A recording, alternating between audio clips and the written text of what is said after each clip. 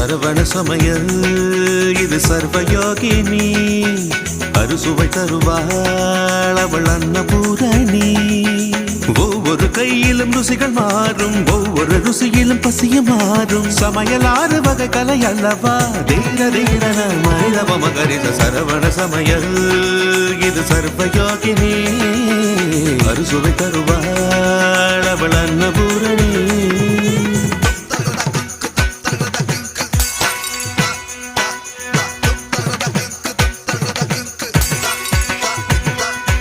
எதில் உண்டு கணக்கு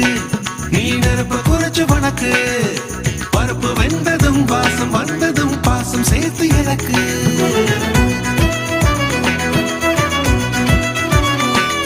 ஆமாங்க மசாலாவை மிக்சியில் அரைக்காம அந்த அம்மியில் அரைச்சிட்டோமா